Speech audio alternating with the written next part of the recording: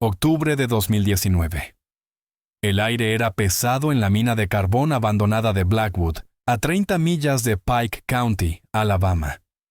El haz de luz de la linterna del ayudante del sheriff Marcus Tanner atravesó décadas de oscuridad e iluminó lo que nadie debía encontrar.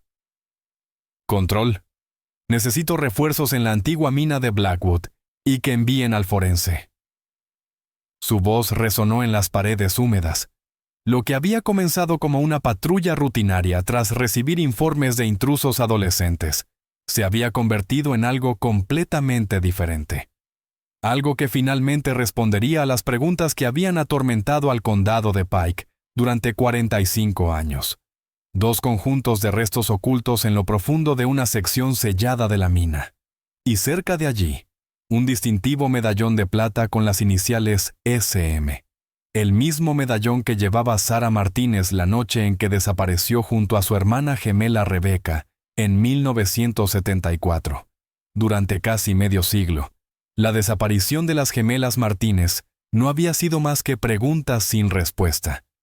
2 jóvenes llenas de vida que simplemente desaparecieron una tarde de otoño después de terminar su turno en Murphy's Diner.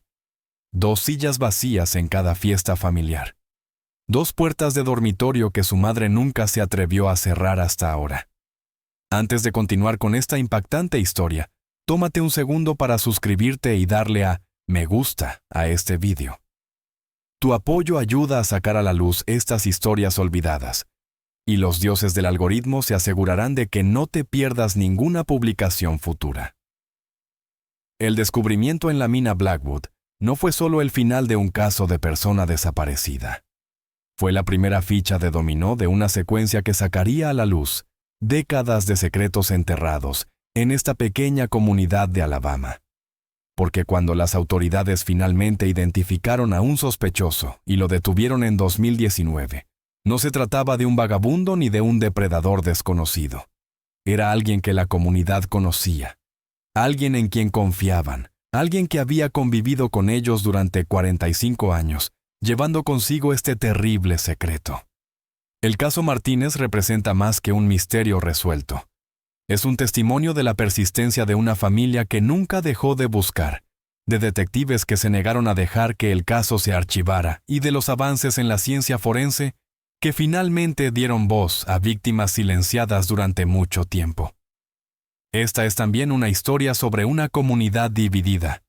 Cuando las gemelas desaparecieron por primera vez en 1974, la sospecha se extendió por el condado de Pike como la pólvora. Los vecinos se acusaban entre sí. Las familias dejaron de hablarse. La búsqueda de las hermanas Martínez reveló las fallas que se escondían bajo la superficie de los pequeños pueblos de Estados Unidos. Fallas que se abrirían de par en par cuando la verdad finalmente saliera a la luz 45 años después. Lo que hace que este caso sea particularmente inquietante es lo cerca que estaba la respuesta todo el tiempo. El principal sospechoso había sido interrogado en la investigación original, pero logró escapar. Durante décadas, esta persona asistió a las vigilias comunitarias por las gemelas desaparecidas.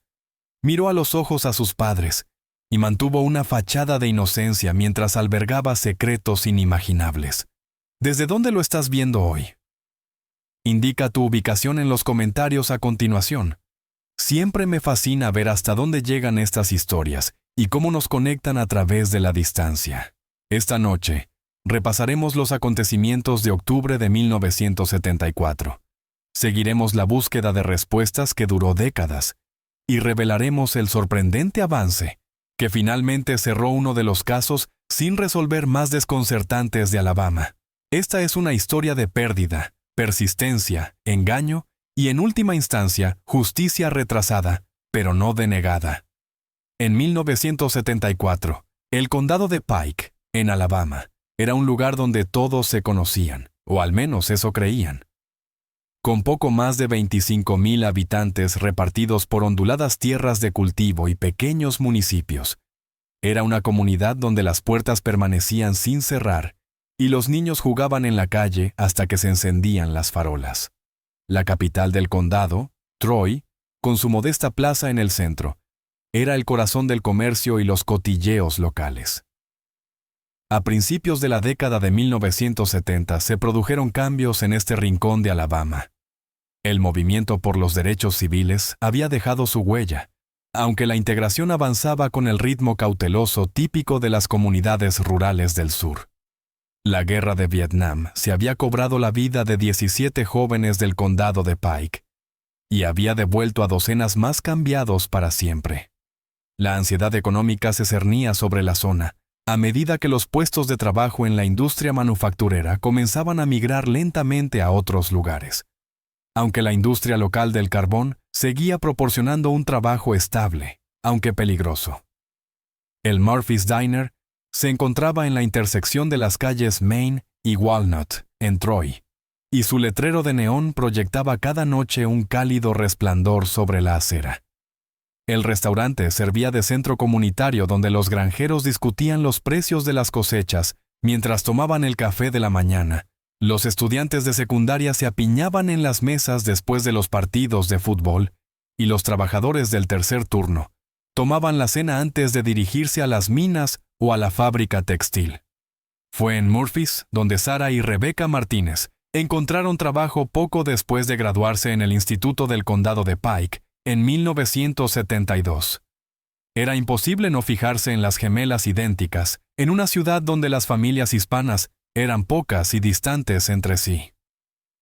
Robert Martínez se había mudado con su familia de Arizona a Alabama en 1965, cuando las gemelas tenían 13 años, para ocupar un puesto de capataz en la mina de carbón de Blackwood, que ofrecía un sueldo y prestaciones mejores que los que podía encontrar en el oeste.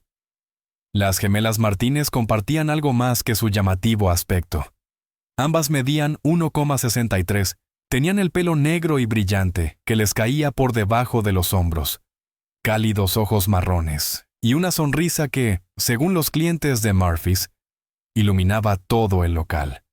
Pero quienes las conocían bien podían apreciar las diferencias. Sara, 7 minutos mayor, llevaba el pelo con raya a la izquierda y hablaba con tranquila seguridad. Soñaba con ser enfermera y había estado ahorrando para estudiar enfermería. Rebecca, beca para sus amigos y familiares, llevaba el pelo con raya a la derecha y tenía una personalidad más extrovertida. Le encantaba la música, tocaba la guitarra en las reuniones de la iglesia local y hablaba de mudarse a Nashville algún día. Esas chicas eran inseparables, recuerda Donna Wilkins, que dirigía Murphy's Diner en 1974. Trabajaban en los mismos turnos, compartían coche e incluso vestían igual algunos días, pero cada una tenía su propia opinión sobre las cosas. Sara era la planificadora, siempre pensando 3 pasos por delante. Becca vivía más el momento. El 17 de octubre de 1974 comenzó como un jueves cualquiera.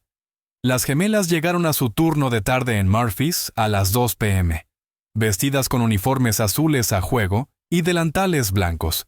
Ese día el restaurante estaba muy concurrido. Una reunión regional de ventas en el concesionario de maquinaria agrícola había atraído a más clientes, y el instituto había adelantado la salida por una formación del profesorado. Las imágenes de la cámara de seguridad, granuladas y en blanco y negro, pero conservadas como prueba, muestran a las gemelas trabajando en su sección. Sara llenando metódicamente los aleros mientras Rebecca charlaba con los clientes habituales en la barra. A las 8:07 p.m., ficharon la salida, recogieron sus propinas y se despidieron del gerente nocturno. «¡Hasta mañana!», gritó Sara, las últimas palabras que nadie en Murphy's volvería a oírla pronunciar. El camino habitual de las gemelas a casa las llevaba por Main Street, pasando por la Plaza del Juzgado, y luego 5 manzanas al este por Pine Street, hasta el modesto barrio donde vivía la familia Martínez. La ruta estaba bien iluminada y les resultaba familiar. La habían recorrido cientos de veces antes. Esa noche en particular, los testigos informaron de que vieron a las gemelas parar en la farmacia Henderson's para comprar una tarjeta de cumpleaños para su madre, cuyo cumpleaños era la semana siguiente. La dependienta de Henderson's, Judith Abernathy, Fue la última persona conocida que vio con vida a las gemelas Martínez. Según declaró a los investigadores, parecían estar de buen humor. Sara preguntó si tenían alguna tarjeta con rosas. A su madre le encantaban las rosas. Se marcharon alrededor de las 8:30 en dirección este por Pine. La distancia entre la farmacia Henderson's y la Minodecino casa de los Martínez era de aproximadamente 12 minutos a pie. Cuando las gemelas no llegaron a casa a las 9:15 p.m., su madre, María, comenzó a preocuparse. A las 10:00 p.m., llamó al Murphy's Diner y se enteró de que sus hijas se habían ido horas antes. A las 11:00 p.m., Robert Martínez conducía por las calles de Troy, buscando cualquier señal de sus hijas. A medianoche, la familia Martínez denunció la desaparición de Sara y Rebecca al departamento del sheriff del condado de Pike. Al principio no nos lo tomamos en serio, admitió el antiguo ayudante del sheriff Calvin Brooks en una entrevista en 2020. 2 mujeres adultas desaparecidas durante unas horas. Pensamos que quizás se habían reunido con amigos o habían ido al cine. Le dijimos a la familia que esperara hasta la mañana siguiente, pero la mañana llegó sin rastro de las gemelas. No había llamadas ni mensajes. Sus camas seguían intactas. Al mediodía del 18 de octubre, la preocupación de la familia Martínez se había contagiado a toda la comunidad. Amigos, vecinos y compañeros de trabajo se reunieron en la casa de los Martínez para ofrecer su apoyo y organizar grupos de búsqueda. El departamento del sheriff, que ya era consciente de la gravedad de la situación, comenzó a entrevistar a posibles testigos y a rastrear los últimos movimientos conocidos de las gemelas. La búsqueda se amplió rápidamente. Los voluntarios peinaron cada centímetro de la ruta entre Murphy's Diner y la casa de los Martínez. Revisaron edificios abandonados, zanjas de drenaje y zonas boscosas en las afueras de la ciudad. La emisora de radio local interrumpió su programación habitual con actualizaciones y llamamientos para obtener información. Era algo que nunca había visto antes, recuerda Margaret Simmons, residente de Troy. Todo el mundo dejó lo que estaba haciendo para ayudar en la búsqueda. Los hombres se dieron de baja en el trabajo. Las mujeres llevaron comida a los voluntarios. Se pospuso el partido de fútbol americano del instituto. Encontrar a esas chicas se convirtió en lo único que importaba. Al tercer día, el FBI se unió a la investigación. Los agentes entrevistaron a los amigos, compañeros de trabajo y conocidos de las gemelas. Examinaron la habitación de las hermanas y no encontraron nada fuera de lugar. Sus libretas de ahorro seguían en los cajones de la cómoda. Sus pocas joyas estaban intactas, excepto el medallón de plata que Sara solía llevar a diario. El aspecto más desconcertante del caso era la ausencia total de pruebas. No se encontraron signos de lucha a lo largo de su ruta. No se había informado de ningún vehículo sospechoso en la zona. Las gemelas simplemente habían desaparecido en la tarde otoñal, sin dejar rastro. Era como si las hubieran arrancado de la tierra, dijo Robert Martínez a los periodistas, una semana después de la desaparición, con la voz quebrada. Mis hijas no se habrían escapado. No habrían abandonado a su madre. Les pasó algo y alguien sabe qué fue. Los días se convirtieron en semanas. La búsqueda continuó, pero la esperanza disminuyó. Carteles con las fotografías de las gemelas aparecieron en los escaparates de las tiendas de todo el condado de Pike y los condados vecinos. Sus rostros sonrientes aparecieron en la portada del periódico Troy Messenger durante 7 días consecutivos. Un récord local. El momento en que se denunció la desaparición de las gemelas Martínez marcó el comienzo de la pérdida de la inocencia del condado de Pike. Las puertas que nunca se habían cerrado con llave ahora se aseguraban con cerrojos. Los niños que antes vagaban libremente ahora eran vigilados de cerca. Una comunidad que antes se enorgullecía de su seguridad ahora albergaba una amenaza invisible. Y la certeza de que 2 de los suyos habían desaparecido sin dejar rastro. El departamento del sheriff del condado de Pike de 1974 No estaba preparado para manejar un caso de esta magnitud. Con una plantilla total de solo 11 agentes para todo el condado, su experiencia se limitaba en gran medida a detenciones por conducir ebrio, disputas domésticas y ocasionales delitos contra la propiedad. El sheriff Walter Donovan, un titular de 3 mandatos más conocido por sus conexiones políticas que por su destreza investigadora, se vio empujado al centro de la atención nacional cuando el caso Martínez capturó la atención de los medios de comunicación. «Estamos siguiendo todas las pistas disponibles», se convirtió en la frase habitual de Donovan en las ruedas de prensa diarias. Sin embargo, antiguos agentes admitirían más tarde que la investigación carecía tanto de dirección como de experiencia en aquellos cruciales primeros días. Las primeras 48 horas tras la desaparición de las gemelas apenas proporcionaron pruebas físicas. Los agentes peinaron la ruta entre Murphy's Diner y la casa de los Martínez, sin encontrar nada más sospechoso que una cinta para el pelo tirada cerca de la esquina de las calles Piney y Elm. La cinta, azul con lunares blancos, se pensó inicialmente que pertenecía a una de las gemelas, pero más tarde se determinó que no tenía ninguna relación con el caso. Sin una escena del crimen, los investigadores se centraron en establecer una cronología e identificar posibles testigos. Este esfuerzo dio como resultado la primera pista significativa del caso: una camioneta azul vista parada cerca de la farmacia de Henderson, aproximadamente a la hora en que las gemelas habrían pasado por allí. 3 testigos distintos mencionaron el vehículo: un anciano que paseaba a su perro, una pareja de adolescentes sentados en un porche cercano, y el conserje nocturno de la primera iglesia bautista.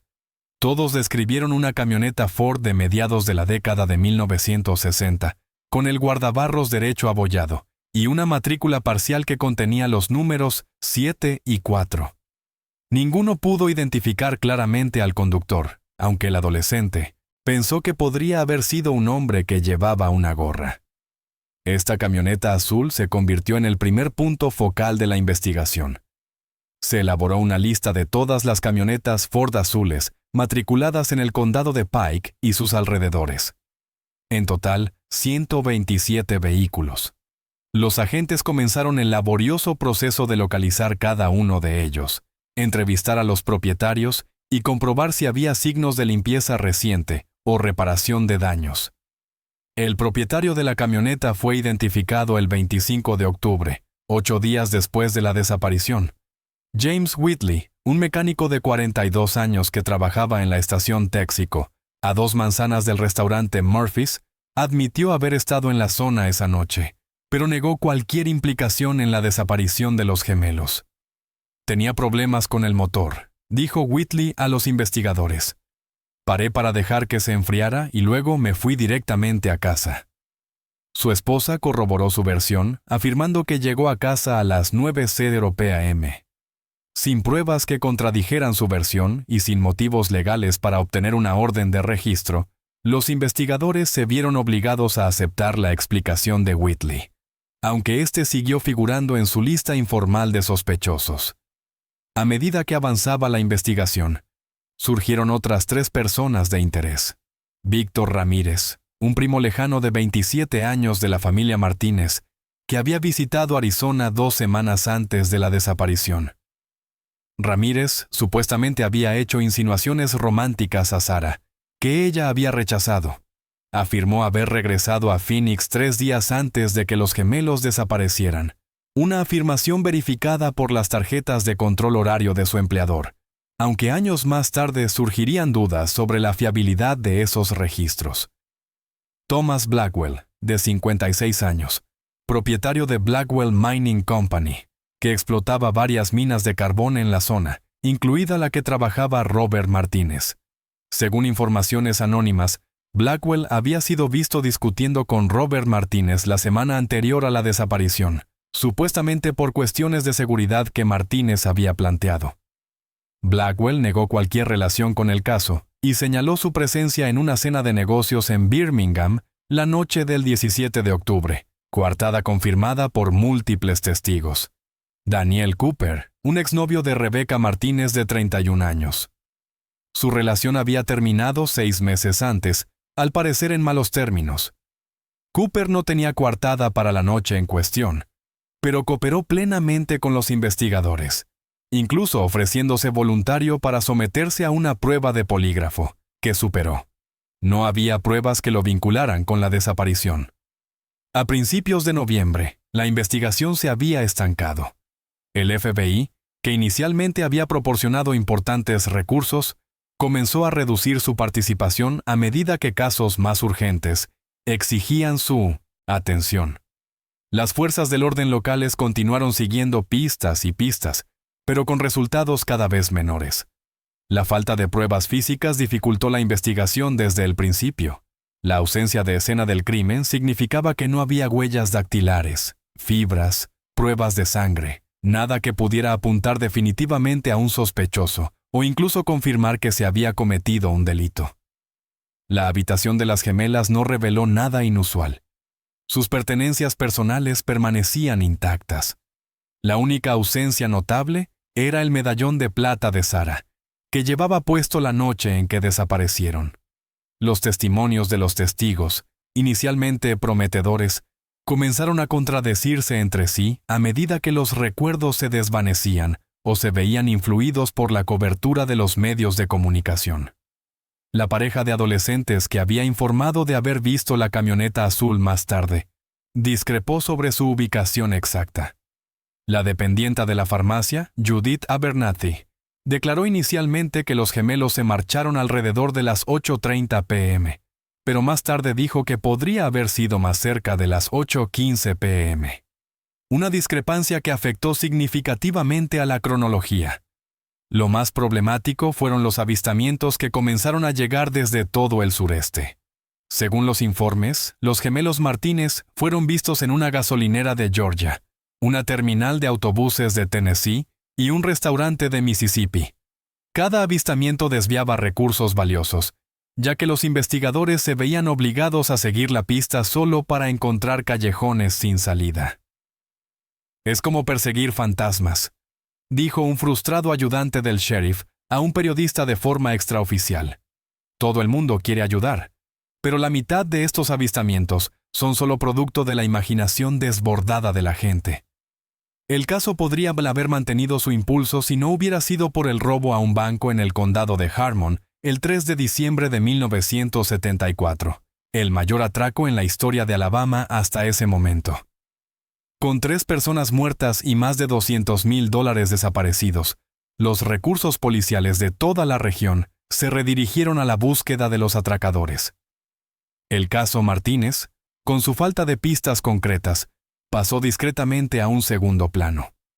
En la Navidad de 1974, las reuniones informativas diarias habían cesado. Los grupos de búsqueda voluntarios se habían disuelto.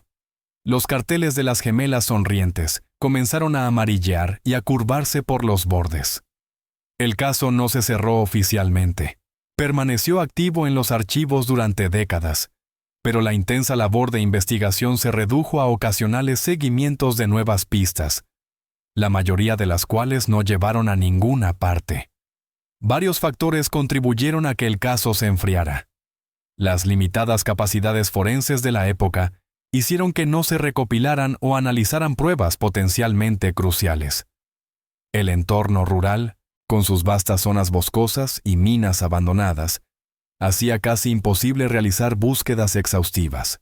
La falta de cámaras de seguridad a lo largo del trayecto de las gemelas a casa, con la excepción de la única cámara del restaurante Murphy's, significaba que no había ningún registro visual de sus movimientos, ni de los posibles secuestradores. Quizás lo más significativo es que la investigación adoleció de una visión estrecha, centrada en la camioneta azul y en las primeras personas de interés. Es posible que los investigadores pasaran por alto otras posibilidades. Revisiones posteriores de los expedientes del caso revelarían que varios informes potencialmente relevantes, incluido uno sobre una camioneta desconocida vista cerca de la casa de los Martínez esa noche, fueron archivados sin un seguimiento exhaustivo. A medida que 1974 daba paso a 1975, la desaparición de Sarah y Rebecca Martínez pasó de ser una noticia de última hora a un misterio sin resolver, y finalmente, a una leyenda local. Los padres utilizaban su historia para advertir a los niños que no caminaran solos después del anochecer. Cada octubre aparecían artículos conmemorativos en el periódico local. La familia Martínez continuó con su búsqueda privada, pero la investigación oficial había quedado prácticamente en suspenso. ¿Qué hora es donde tú estás viendo esto? Cuéntamelo en los comentarios. De día o de noche, alguien en algún lugar sigue buscando respuestas en casos como este. En la casa de los Martínez, el tiempo se detuvo el 17 de octubre de 1974. El calendario familiar permaneció abierto en ese mes durante años. El día estaba marcado con un círculo rojo, un testimonio silencioso del momento en que su mundo se hizo añicos. Para Robert y María Martínez y sus dos hijos menores, Miguel y Lucía, la vida se dividió en dos períodos distintos. Antes de la desaparición y después, Robert Martínez siempre había sido un hombre definido por su fuerza tranquila. Con una estatura de 1,73, manos callosas y un rostro curtido que reflejaba años de trabajo al aire libre, se había labrado una reputación en Blackwell Mining, como capataz fiable que anteponía la seguridad a las cuotas de producción. Nacido en Tucson, hijo de padres que habían cruzado la frontera desde México en la década de 1930, Robert había trabajado desde los 14 años y con el tiempo había ahorrado lo suficiente para trasladar a su creciente familia a Alabama, en busca de mejores oportunidades. Mi padre era el tipo de hombre que arreglaba las cosas, recordó Miguel Martínez en una entrevista en 2020. Si algo se rompía, él lo reparaba. Si había un problema, él lo resolvía. Cuando mis hermanas desaparecieron, fue la primera vez que lo vi enfrentarse a algo que no podía arreglar, y eso casi lo destruyó. 3 semanas después de la desaparición de Sara y Rebeca, Robert se tomó una licencia indefinida de la mina. Lo que comenzó como un descanso temporal para ayudar en la búsqueda, se convirtió en una salida permanente de su carrera. Utilizando los modestos ahorros de la familia y vendiendo su segundo coche, Robert transformó el garaje en un centro de mando improvisado para su propia investigación. Las paredes estaban cubiertas de mapas del condado de Pike. Alfileres rojos marcaban cada lugar registrado. Alfileres azules indicaban los avistamientos reportados. Alfileres amarillos resaltaban las áreas aún por explorar. Los archivadores contenían notas meticulosamente organizadas sobre cada persona entrevistada, cada pista seguida, cada callejón sin salida encontrado. Una línea telefónica dedicada, cuyo número se distribuía en folletos caseros por todo Alabama y los estados vecinos, sonaba directamente en este garaje convertido en cuartel general. Los días de Robert seguían una rutina agotadora. Las mañanas comenzaban al amanecer con búsquedas físicas en zonas que las autoridades habían pasado por alto, edificios abandonados, lechos de arroyos remotos y senderos de caza cubiertos de maleza. Las tardes las dedicaba a seguir pistas, entrevistar a posibles testigos y coordinarse con la red de voluntarios que seguían ayudando mucho después de que los equipos de búsqueda oficiales se hubieran disuelto. Las noches las dedicaban a actualizar sus archivos y planificar las tareas del día siguiente. Dormía unas 4 horas por noche. Lucía Martínez dijo: "A veces me despertaba a las 2 de la madrugada y lo encontraba en la mesa de la cocina estudiando mapas o leyendo libros sobre técnicas de investigación. Aprendió por su cuenta a pensar como un detective porque creía que la policía se había rendido. La dedicación de Robert tuvo un alto precio.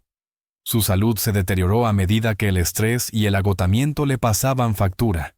En 1976, su cabello se había vuelto completamente gris.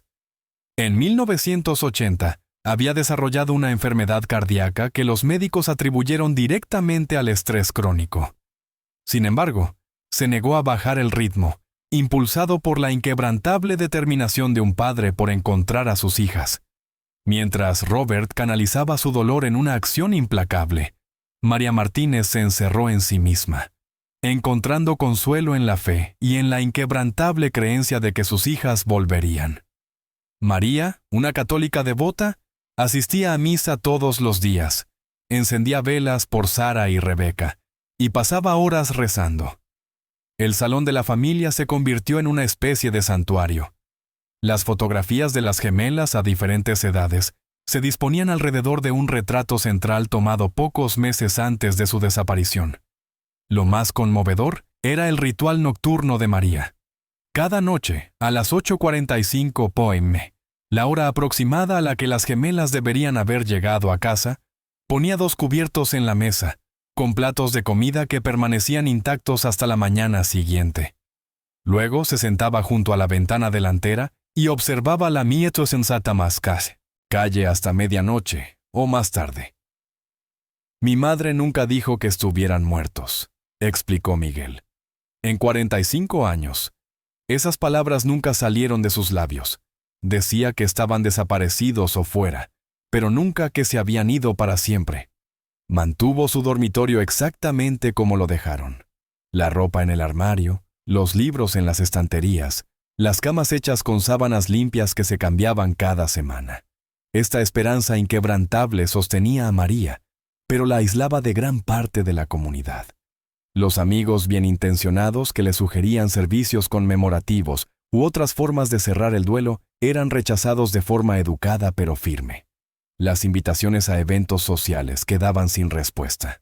Poco a poco, el mundo de María se redujo a los límites de su hogar, donde podía mantener la ficción de que sus hijas podrían entrar por la puerta en cualquier momento.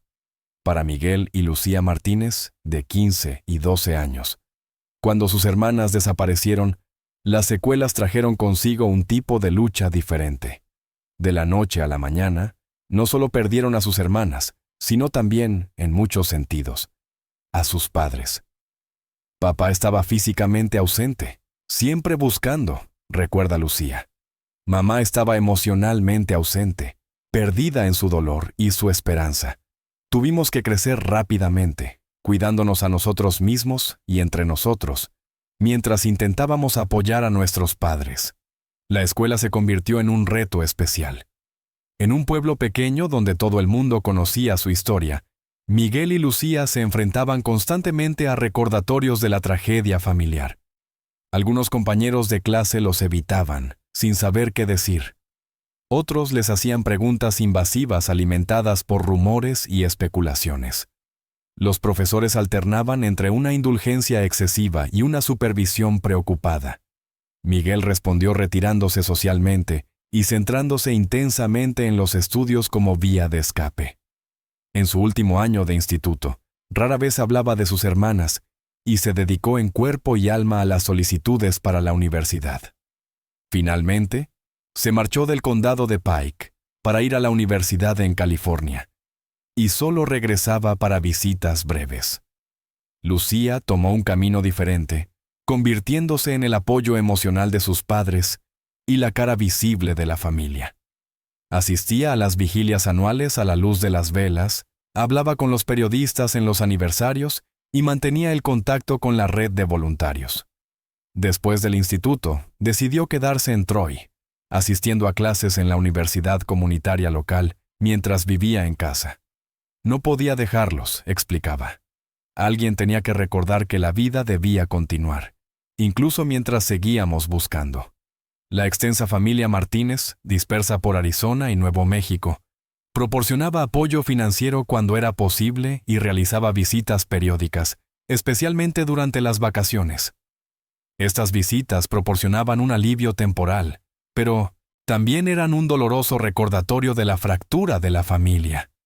Sillas vacías en la cena de Acción de Gracias, rostros ausentes en las fotografías de Navidad, celebraciones de cumpleaños para los gemelos que se celebraban en ausencia año tras año.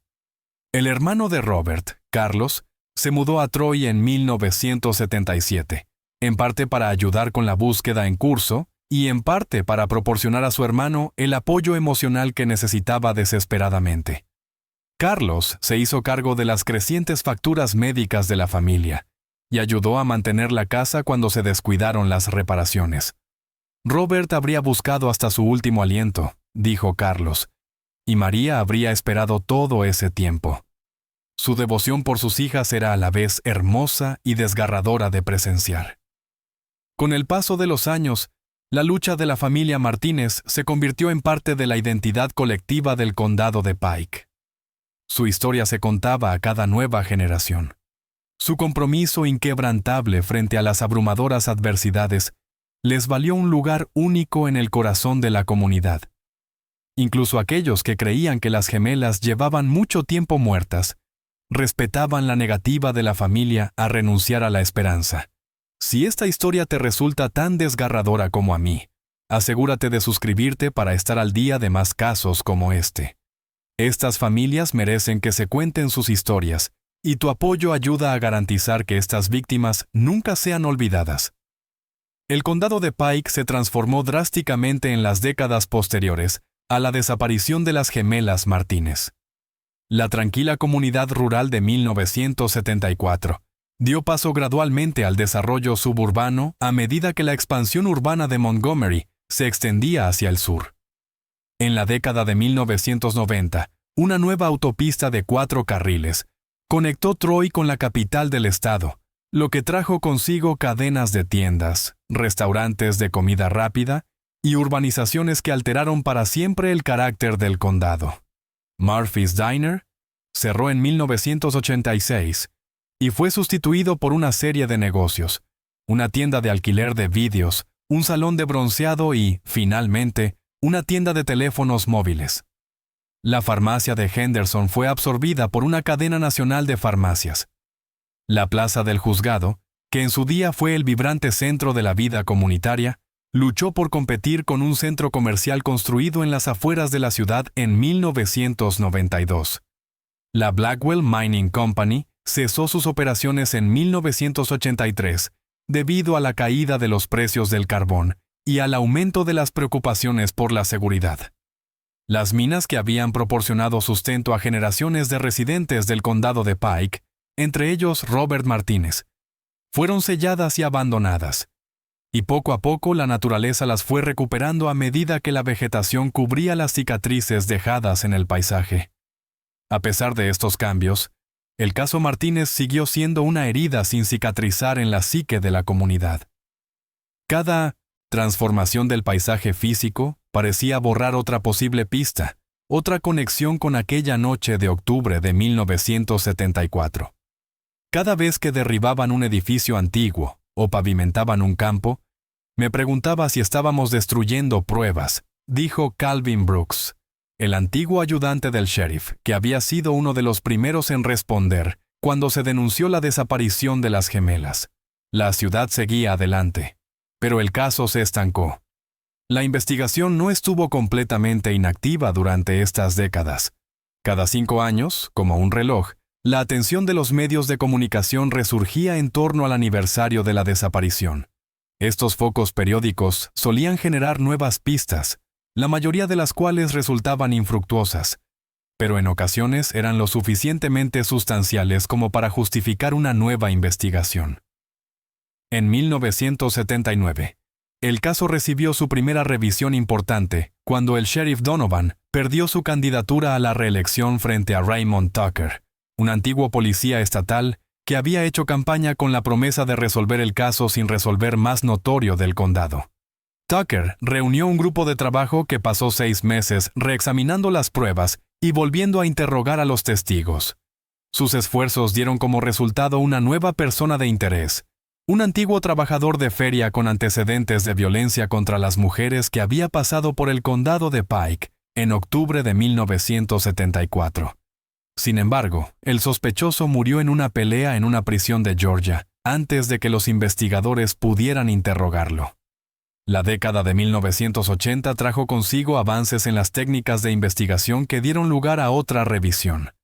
En 1984, los perfiladores del FBI crearon una evaluación psicológica del posible autor, sugiriendo que la desaparición de las gemelas era probablemente obra de alguien familiarizado con la zona, que había elegido específicamente a las hermanas en lugar de cometer un delito de oportunidad.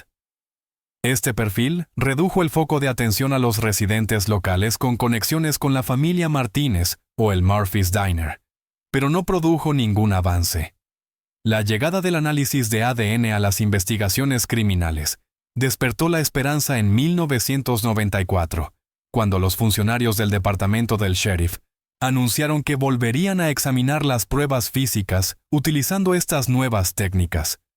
Desgraciadamente, las escasas pruebas recogidas en 1974 se habían almacenado de forma inadecuada, lo que hizo que la mayoría de las muestras se degradaran hasta quedar inservibles. Se confirmó que la cinta para el pelo encontrada cerca de la ruta que seguían las gemelas, que durante mucho tiempo se sospechó que no tenía relación con el caso, no tenía ninguna conexión con ninguna de las dos hermanas. Los casos sin resolver siempre son un reto, pero este era especialmente difícil, explicó la detective Margaret Lawson, que dirigió la revisión de 1994. No teníamos escena del crimen, las pruebas físicas eran mínimas, y los testigos tenían la memoria nublada por el paso del tiempo y la cobertura de los medios de comunicación. Básicamente, estábamos empezando desde cero 20 años después de los hechos. El nuevo milenio trajo una nueva perspectiva al caso cuando la Oficina de Investigación de Alabama creó una unidad de casos sin resolver en 2002. La desaparición de las Martínez fue uno de los primeros expedientes revisados. Los investigadores digitalizaron las notas originales del caso, crearon modelos informáticos de posibles escenarios y establecieron una línea telefónica dedicada a recibir pistas. Durante un breve periodo, pareció que los avances tecnológicos podrían finalmente resolver el caso. La pista más prometedora llegó en 2008, cuando unos trabajadores de la construcción que se preparaban para construir una nueva urbanización en las afueras de Troy, descubrieron lo que parecían ser restos humanos. Durante 3 angustiosos días, la familia Martínez esperó, mientras los antropólogos forenses examinaban los huesos, solo para descubrir que se trataba de restos de nativos americanos que databan de siglos atrás. En la década de 2010, el caso había adquirido un carácter casi mítico en el condado de Pike. Los residentes más jóvenes crecieron oyendo hablar de las gemelas Martínez, sin tener ninguna conexión personal con los hechos. Surgieron leyendas urbanas en torno a la desaparición, historias de figuras fantasmales de gemelas que se veían caminando por Pine Street en las tardes de otoño, o voces misteriosas que se oían cerca de las entradas selladas de la mina. Para la familia Martínez, sin embargo, no había nada mítico en su continuo sufrimiento. La salud de Robert se deterioró progresivamente con múltiples ataques cardíacos en 2005 y 2012, lo que lo dejó cada vez más frágil. La inquebrantable esperanza de María nunca se apagó, aunque su ritual de poner la mesa para cenar se redujo con el tiempo a ocasiones especiales. Miguel estableció una exitosa carrera como ingeniero en California, y con el paso de los años, sus visitas se hicieron menos frecuentes. Solo Lucía permaneció en Troy, cuidando de sus padres ancianos, y manteniendo los modestos esfuerzos de la familia por mantener el caso vivo en la memoria pública. ¿Qué tiempo hace hoy donde tú estás? La familia Martínez soportó 45 años de cambios de estación sin respuestas. A través de los abrasadores veranos de Alabama, las frescas tardes de otoño como aquella en la que desaparecieron las gemelas, las vacaciones de invierno marcadas por sillas vacías, y los días de primavera que traían renovación a todo excepto a sus esperanzas de resolución. 12 de octubre de 2019. Un fresco sábado de otoño casi idéntico al de 45 años antes, cuando Sara y Rebecca Martínez desaparecieron sin dejar rastro. El ayudante del sheriff Marcus Tanner no pensaba en el caso Martínez cuando respondió a las denuncias de adolescentes que habían entrado ilegalmente en la mina abandonada de Blackwood. A sus 32 años, Tanner era demasiado joven para recordar la desaparición original. Para él, era solo otra leyenda local, una historia que se contaba alrededor de las fogatas para asustar a los niños. La mina de Blackwood estaba oficialmente cerrada desde 1983. Sus entradas estaban supuestamente selladas con barreras de hormigón y vallas metálicas. Pero décadas de abandono habían permitido que la naturaleza recuperara el área, y los intrusos decididos habían encontrado formas de acceder al laberinto de túneles subterráneos.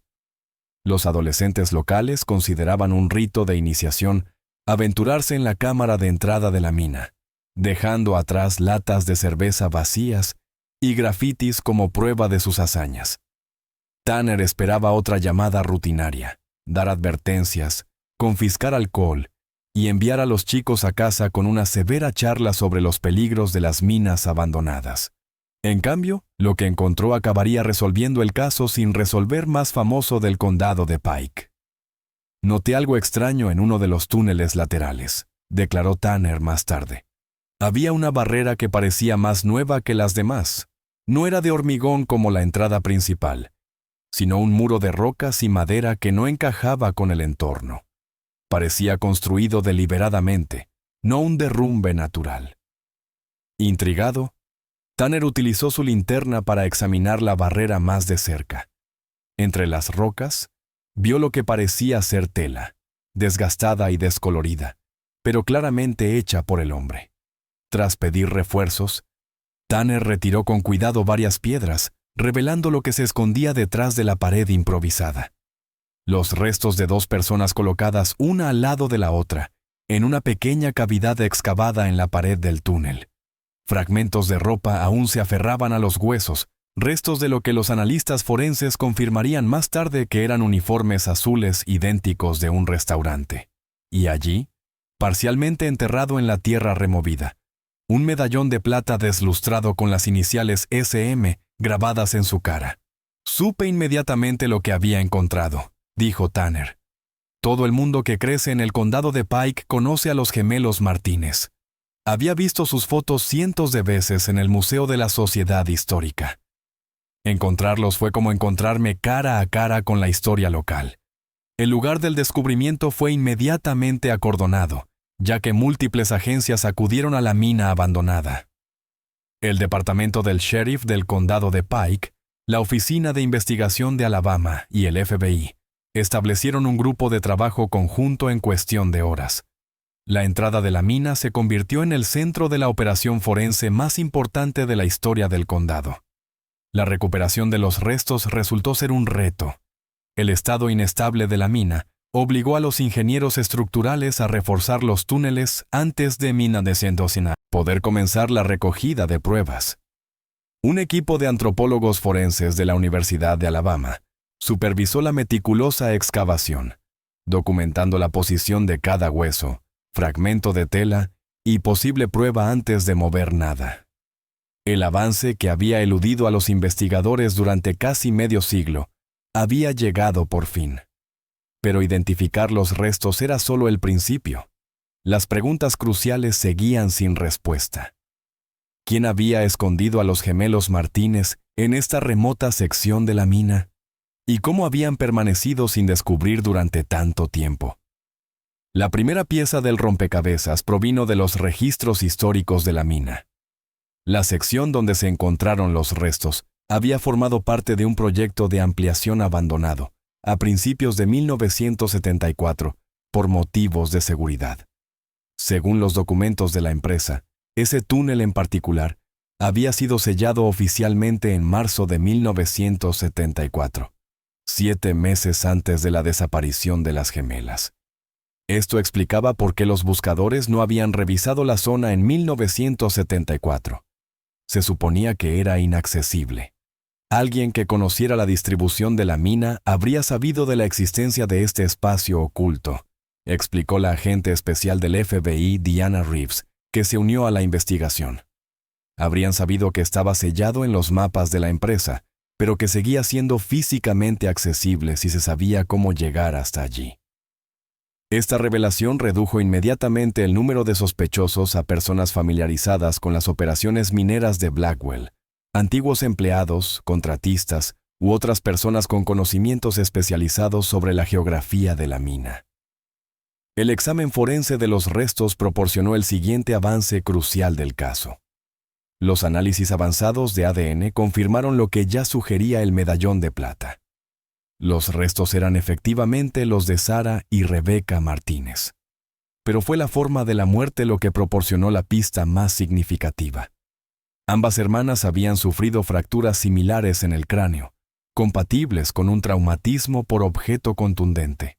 El médico forense determinó que estas lesiones eran la causa probable de la muerte, infligidas por un objeto pesado, con una superficie plana, posiblemente un martillo o una herramienta similar. Más importante aún, el análisis microscópico de las fracturas óseas indicó que los golpes mortales se habían producido por detrás, lo que sugiere que las gemelas fueron atacadas por sorpresa, posiblemente mientras caminaban. La posición de los restos nos reveló algo importante. El doctor Eleanor Simmons, antropólogo forense que dirigió el examen, explicó: no fueron simplemente arrojadas a la mina. Fueron colocadas deliberadamente una al lado de la otra, casi como si estuvieran descansando. Sus manos parecían haber sido colocadas juntas. Esto sugiere que el autor las conocía personalmente. Había un nivel de cuidado en la forma en que fueron colocadas que no se ve normalmente en los homicidios cometidos por desconocidos. Quizás la prueba más crucial provino de una tecnología que no existía en 1974. Las muestras de suelo recogidas alrededor de los restos contenían fibras microscópicas y oligoelementos que las técnicas forenses modernas podían analizar con extraordinaria precisión. Las fibras de algodón azul coincidían con los uniformes del restaurante Murphy's, lo que confirmaba que habían sido llevados a la mina directamente después de su desaparición sin cambiarse de ropa. El análisis del polen indicó un depósito otoñal compatible con su desaparición en octubre, pero fue la presencia de un tipo específico de lubricante industrial, utilizado exclusivamente por Blackwell Mining para sus equipos en la década de 1970, lo que proporcionó la pista más significativa. Este lubricante en particular contenía una firma química única, ya que la empresa había utilizado una fórmula patentada. Y lo que es más importante, el acceso a este lubricante estaba restringido a personal específico, principalmente trabajadores de mantenimiento y operadores de equipos. Al cotejar los registros de empleo de 1974 con la lista de personas de interés de la investigación original, se obtuvo un nombre que solo había aparecido de forma periférica en los archivos iniciales del caso: Howard Keller.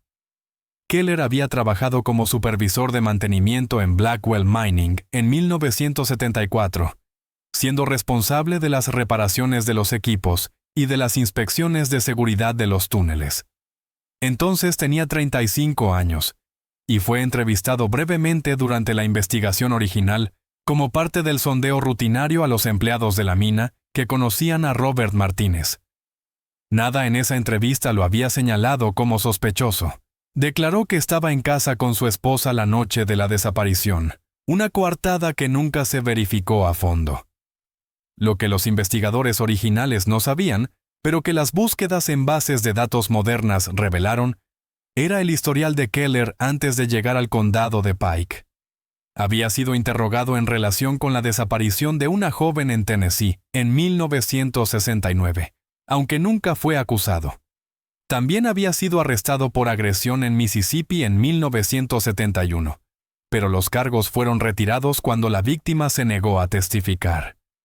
Lo más condenatorio de todo fue el descubrimiento de que Keller había sido un cliente habitual del Murphy's Diner, donde solía sentarse en la sección atendida por las gemelas Martínez. Varios antiguos empleados interrogados en 2019 recordaron que él había mostrado un interés especial por Sarah, preguntándole por su horario e intentando entablar conversación con ella. Ella había rechazado sus insinuaciones de forma educada pero firme. La imagen que se desprendía era la de un hombre obsesionado con Sarah Martínez. La agente Reeves afirmó que, cuando ella rechazó sus insinuaciones, ese rechazo, combinado con su historial de 1900 violencia hacia las mujeres, probablemente desencadenó el ataque. Este avance se produjo tras décadas de silencio. Pulsa el botón "Me gusta" si crees que los casos sin resolver merecen más atención. Todos los casos merecen una resolución, sin importar cuánto tiempo haya pasado. Howard Keller había vivido a la vista de todos durante 45 años. En 2019, a sus 80 años, hacía tiempo que se había jubilado de Blackwell Mining y había pasado los últimos años de su carrera como supervisor de mantenimiento en el Instituto Pike County High School hasta 2004. Vivía en la misma modesta casa de campo de Maple Street que había comprado en 1973, a solo 6 manzanas de donde residía la familia Martínez. Su césped estaba siempre meticulosamente cuidado. Sus cubos de basura se recogían puntualmente después de la recogida, y sus luces navideñas se colocaban con precisión geométrica cada diciembre. Para sus vecinos, Keller era el viudo anciano tranquilo por excelencia. Su esposa Elaine había fallecido de cáncer en 2001. Asistía a la primera iglesia bautista casi todos los domingos. Era voluntario ocasionalmente en el banco de alimentos local y era conocido por arreglar electrodomésticos a sus vecinos de forma gratuita. Su única peculiaridad aparente era su intensa privacidad. Rara vez invitaba a alguien a su casa y rechazaba la mayoría de las invitaciones sociales con negativas educadas pero firmes. Era simplemente parte del paisaje de la ciudad, dijo Eleanor Wilkins, que había vivido frente a Keller durante más de 30 años. El tipo de vecino que saluda desde la entrada de su casa, pero no se detiene a charlar. Nunca hubo nada en él que despertara sospechas. Lo que nadie en el condado de Pike sabía era que Howard Keller se había estado ocultando a plena vista, guardando el secreto del destino de las gemelas Martínez, mientras participaba en la misma comunidad que su desaparición había traumatizado. La detención se produjo en la madrugada del 25 de octubre de 2019, 13 días después del descubrimiento en la mina Blackwell. Un equipo táctico de la Oficina de Investigación de Alabama rodeó la casa de Keller mientras dormía y le ordenó salir con un megáfono. Los vecinos describieron su sorpresa al ver al anciano salir en bata, con las manos en alto, mientras los agentes, equipados con material táctico, lo reducían y lo subían a un vehículo camuflado. Al mediodía, la noticia de la detención se había extendido por todo el condado de Pike como la pólvora. El departamento del sheriff convocó una rueda de prensa para las 3 de la tarde. Pero mucho antes del anuncio oficial, las redes sociales ardían con especulaciones e incredulidad. Muchos residentes asumieron inicialmente que debía tratarse de un error. Howard Keller parecía demasiado corriente, demasiado integrado en la comunidad, como para ser el responsable del crimen más notorio del condado. El sheriff James Wilson, flanqueado por representantes del FBI y el fiscal del distrito, confirmó lo que a muchos les costaba comprender. Howard Keller había sido acusado de 2 cargos de asesinato en primer grado por la muerte de Sarah y Rebecca Martínez. La reacción de la comunidad fue inmediata y visceral.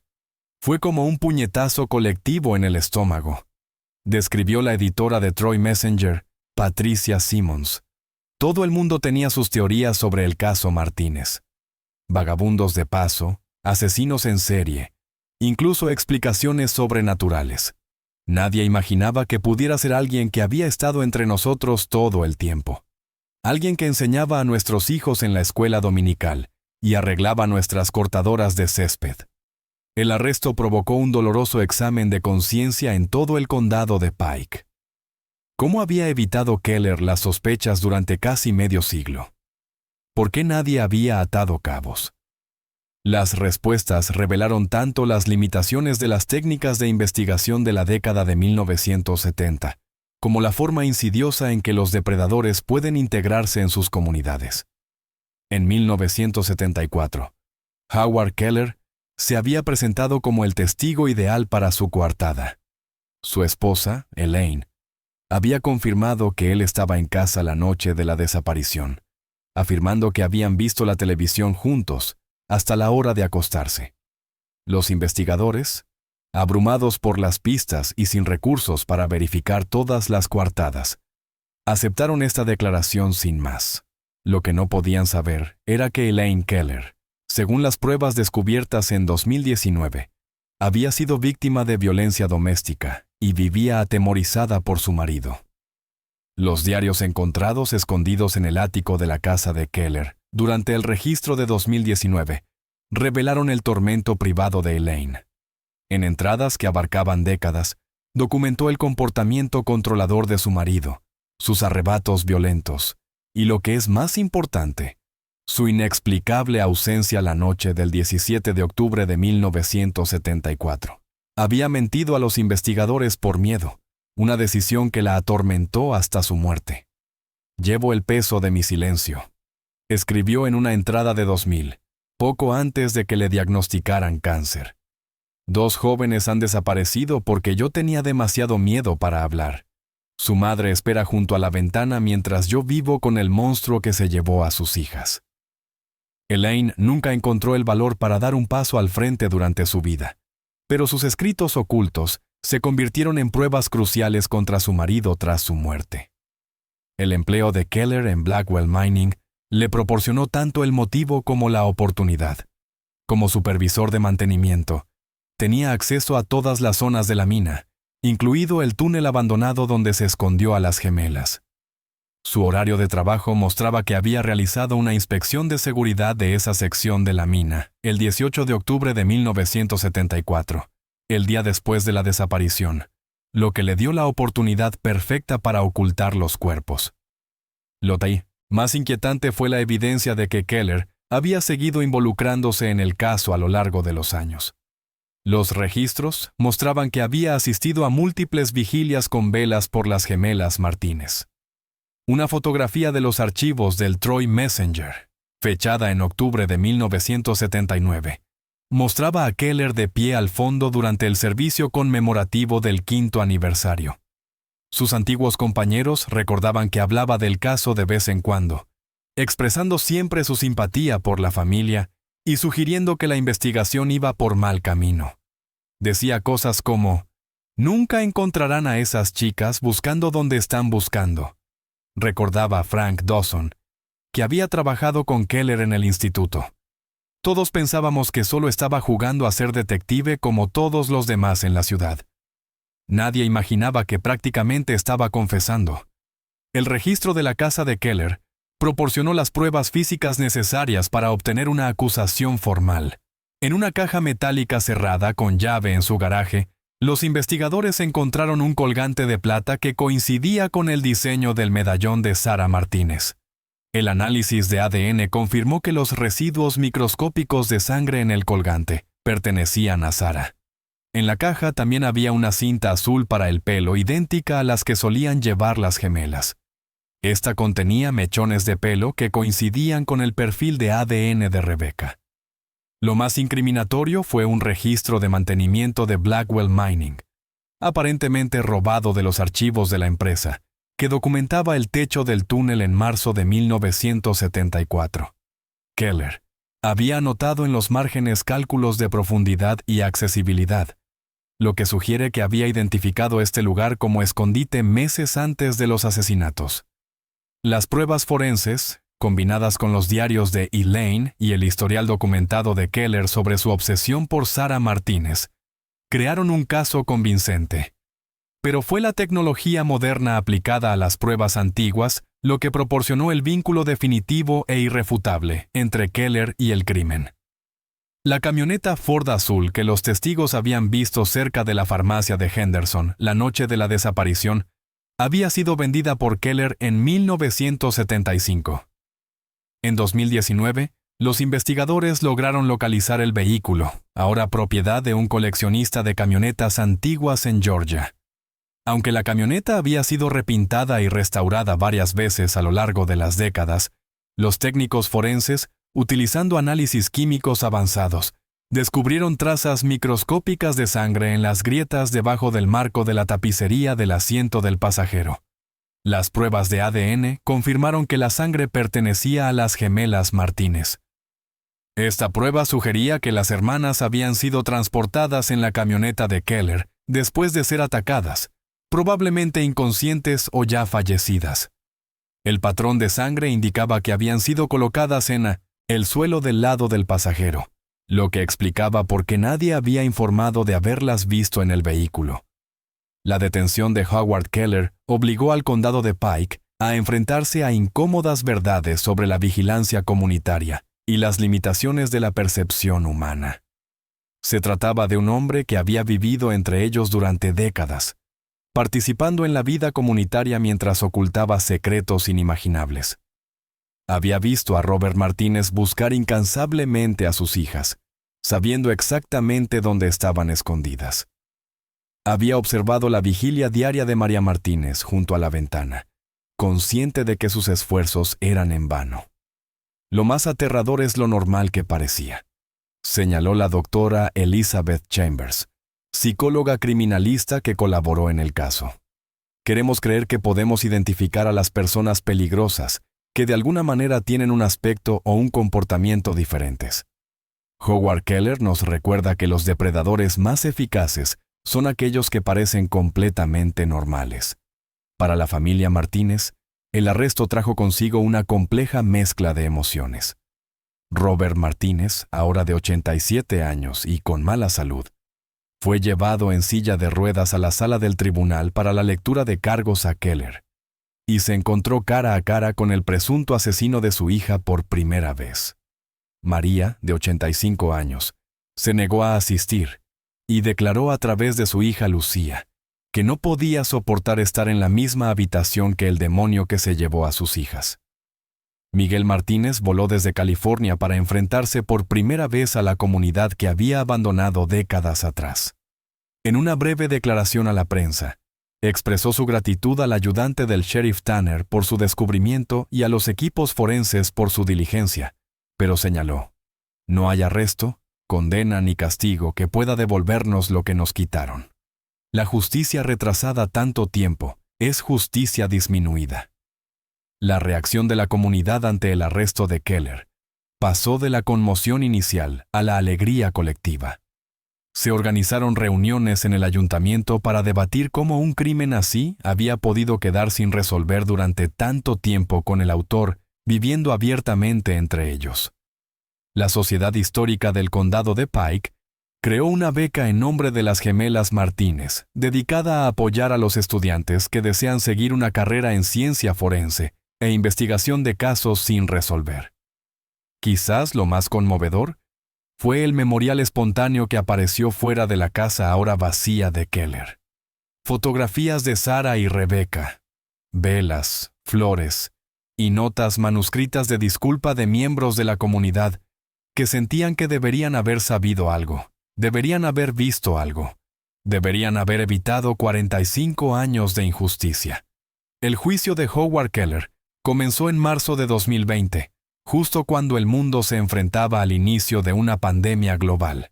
Los procedimientos judiciales se modificaron con medidas de distanciamiento social, pero los funcionarios del condado de Pike estaban decididos a seguir adelante sin demora. Después de 45 años de espera, la familia Martínez merecía una resolución. La fiscalía presentó un caso metódico, construyendo una línea temporal que conectaba a Keller con la desaparición de las gemelas a través de pruebas físicas y testimonios de testigos. Antiguos empleados del Murphy's Diner testificaron sobre las frecuentes visitas de Keller y su especial interés por Sara. Los expertos forenses explicaron cómo la tecnología moderna había revelado pruebas que se habían pasado por alto en 1974. La defensa, reconociendo la abrumadora evidencia, se centró principalmente en la edad y la salud de Keller, argumentando que la prisión sería innecesariamente cruel para un hombre de 80 años. El propio Keller se mantuvo estoico durante todo el proceso, sin mostrar ninguna emoción visible, incluso cuando se enfrentó a las pruebas más condenatorias.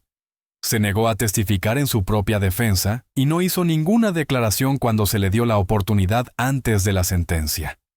Tras solo 6 horas de deliberación, el jurado emitió un veredicto unánime de culpabilidad por ambos cargos de asesinato en primer grado. El juez Eleanor Simmons condenó a Keller a 2 cadenas perpetuas consecutivas sin posibilidad de libertad condicional, señalando que, dada su avanzada edad, probablemente moriría en prisión de todos modos. Las condenas consecutivas reconocían simbólicamente el valor independiente de cada una de las jóvenes vidas que había arrebatado.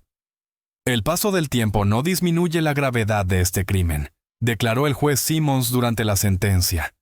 2 vidas prometedoras fueron truncadas. Una familia quedó destrozada. Una comunidad perdió su sensación de seguridad. La justicia puede haberse retrasado, pero no se negará. Para la familia Martínez, la condena supuso un cierre, pero no un consuelo. Robert Martínez, que había dedicado su vida a buscar a sus hijas, vivió lo suficiente para ver cómo se hacía justicia con su asesino.